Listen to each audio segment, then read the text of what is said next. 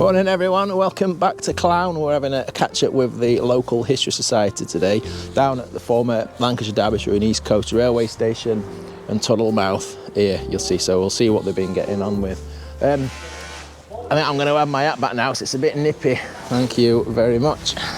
If you've not been following this ongoing series of videos, we've been documenting the Clowne Local History Society making a feature of one of the town's former railway stations. This railway line has been disused, abandoned since the 1960s. Regular timetable passenger services actually ended in 1939, and this was the former Lancashire, Derbyshire and East Coast Railway. Clowne was a stop on its line between Sheffield and Lincoln. Latterly it was under the control of the Great Central and London North Eastern Railways. As a working railway line, this is never going to be revived. It's been developed on literally yards from this location. That door is firmly closed. So this isn't about putting a railway back. This is about a local community group reclaiming a piece of history, a piece of land that was left derelict and a haven for antisocial behaviour for far too many years. This was about bringing some pride back to an area left to run down after the loss of local industry and jobs. This was about celebrating a small pocket of railway history. And this was about hard work and reliance on goodwill and generosity of like-minded people to take something from this to this.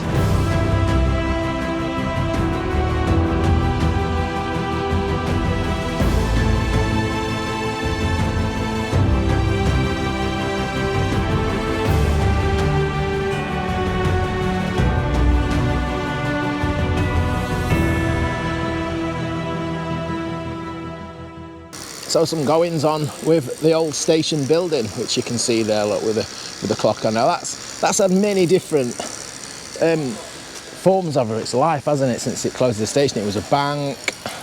What else has it been? It was a photography studio. Yeah, and then recently it's been like a nail beauty. Hair and beauty. Yeah. Yeah. But it's empty at the moment, isn't it? Yeah, they've vacated now. But it'd be nice if the history group could have that building as a resource centre. And that's the goal of the History Society, is it's just to have that as a space that can hold events, etc. Yeah, it'd be nice if we could get that. It'd just be fitting as well, since we've done work down here, and then if we have the resource centre above the tunnel. How long's it been empty then? Only recently. Yeah. About a couple of weeks, I'd imagine. Okay. I have to say, when I heard that it was now, that it had been vacated, I did fear the worst. I thought, have they been kicked out? Is there something going to be happening? Because the future of the building is a little bit up in the air at the moment, isn't it? Yeah. A lot of clouds hanging over this area with the developments just up the road and road improvements and etc. Yeah. We just hope that we've got people on the side in councils or wherever that to see potential of this place, because it's so old, isn't it, and unique. Am I right in believing, and I visit a lot of places over the course of my travels, do I remember rightly, this is the only remaining station building of this type? So just some context around that, the Clowne Garden Village plan was granted conditional outline planning permission in August this year, and this includes 1,800 new homes extending to the north of Clowne. Now, early plans drawn up a number of years ago included the widening of Station Road to cope with the added traffic. Now, as we know, the former railway buildings on Station Road do create a very narrow section of road. A part of the earlier plans also involved filling in of the bridge over what is now the Clowne Greenway, plus demolition of this very station building. And if all those plans come to fruition, then the restored tunnel mouth and station site would be lost forever. And there's a new fence here, look, just on the left-hand side of the ramp, because that land at the side there, Adam, that's the Nag's Head, isn't it? That? Yeah, according to the deeds, that's their land now, so we've fenced it off so they can do whatever they like with that bit now. Another new addition since we were last here.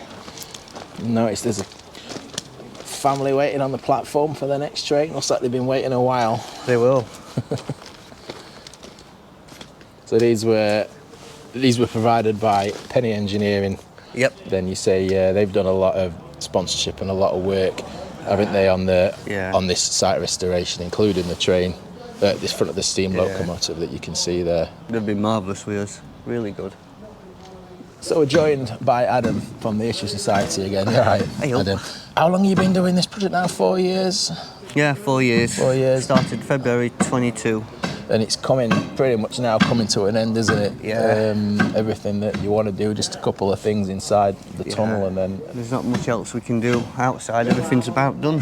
So there's been a lot of hard work, a lot of graft. I've pleasure to kind of watch you guys working over the last however many years I've been coming down. Yeah, 4 years. What's been the biggest challenge then with bringing this place kind of back to the position it's in today? I think clearing it was one of the biggest challenges, especially down here, because the platforms, when we were uncovering it, because it was all built up, platforms were still there, but they'd been knocked down. Yeah. And they're great big huge chunks. Just demolished. And so what we had to do is get one of those IABs and drive and lift it up and then put it into back at tunnel where it sits now. That was one of the biggest jobs. Obviously learning how to bricklay, that's come in handy for building these. But as we've gone along in the process, we've come up with different ideas. So like when we first set out to do it, the tracks were originally stopping there.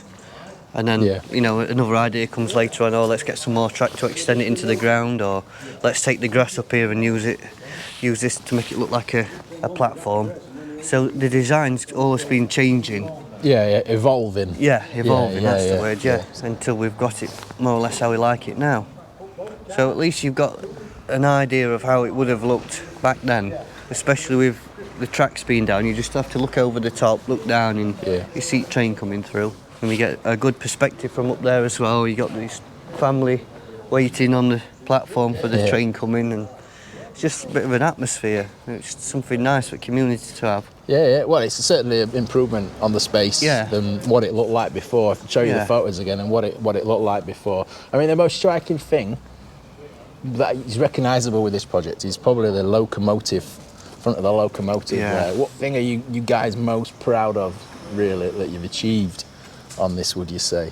I would say the train itself, the tracks. I think, the train in particular, because that was actually measured by Steve Ragg, who was one of the members here, and he measured it up from one down at the roundhouse, so it's used to scale. Barrowell. Yeah. When you look up from there, you see the train. It's not just a tunnel with some track coming out of it. There's a train there. You've got families coming past and little kids going, "Oh look, train down there," and that. Yeah. Even our Izzy, she comes down and she's like, train. Like, so it's nice for them to see these sort of things, because otherwise you just get all overgrown and forgotten about. And just like it had been for decades. Just Yeah. slowly deteriorate to a point where almost beyond saving, really, with the trees coming out the top, and it can't have had many years left in it going as it was. No. With the kind of dereliction. And when I was a kid, back in the 90s, if we'd have had something like this and same on the other platform, I would have been in my element local history. But we didn't, because at the time, obviously there were no local history group then and people weren't too bothered.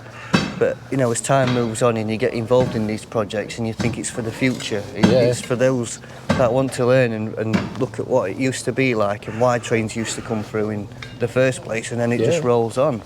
And then it gets everybody interested in your local history then. It's great to see. I've noticed coming down, there's such a cross-section of society in Clowne. People, a lot of, people getting involved from the local community. Yeah, they're really good. We've got a really good community here, definitely. Yeah? What's the most interesting thing you've learned? Bricklaying. So you've actually learned skills doing this? Yeah, you've learned bricklaying. I'd never laid a brick before. I remember seeing you learning. I do. I remember. I'd never done bricklaying before, and then Steve said over there, he says, "Have you ever tried bricklaying?" And I says, "No, I can't do that." He says, "Have you tried?" And I thought, no, he's right, he's got a point. So I had a go, and I started doing a bit more, and then I ended up building the wall at my mother's, and then I started to do a bit more here, and then I says to John, I said, "Hey, I think I can build us a platform." So he said, "Well, if you can, on the strength of that one, we'll do that one as well." And then I built the wall up there, so it's just a bit of knowledge. Good work. You'd never notice it. You'd never notice that it was a complete novice first time doing this. It's especially you got the angles. It's not as straightforward as a wall. It's stepped out, isn't it? And obviously then you've got the platform ramp as well. And then you've had to match it, because before they were grass, weren't they? They were grass all the way around there, and it sort of disappeared. and then I've had to sort of take some of the platform off to extend it down into the ground. So that were a bit tricky. What do you think you've learned of the history of the place, though, that you've found as you've been doing this? You must have learned so much of the station and the railway that passed through here. Yeah, especially when you get like Flying Scotsman, when that came through. You know, the passengers, when it opened, when it closed. Yeah, in fact, it'll be 60 years next year when this station closed. Really? So I think what we're trying to do next year, if touch wood things go all right, we might have an open day on that sort of anniversary. And I think we've had some interesting finds. That signal base, that was buried. We never even knew they were out down there. And my cousin Jason, he had metal detector going and he's digging and digging and digging. And I thought, what's he got here? And then this square started to appear, and then it turned out to be a base at signal. So you look at the old photographs and you can see a signal going up and you think, and then we found the ladder. So it's quite nice to have that original base for the signal being used for a signal now. And then obviously this at the other side as well. Yeah. Pointing down to there. Yeah, I remember when I was here. Yeah, when we uncovered that. Yeah. I think you found part of that wheel down there. Oh yeah, on the banking. Ago. Yeah. I actually saw your video and I thought, right, I'll grab them. So I went and took them, and I've still got them. So I'm going to try and clean them up. If I can find some more pieces, I might be able to put it together and stick it down there. But yeah.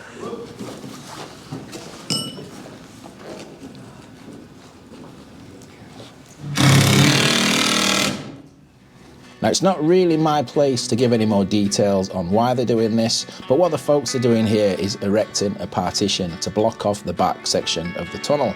And this would leave them just with a workable section underneath the station booking office above. And it's hoped that in future, maybe this could be used as a space for events or educational visits. Sadly, a new sign to go on the truck then, on the tub. Yeah, we sadly lost Anne last month. And it's just been updated now. Penny Engineering have kindly done that for us. So these are former members of the history group, and it's just nice to have something to remember them by. Yeah. So Anne's the newest addition on there. Looking very Christmassy, isn't it? The station signs here on the other station. Yeah.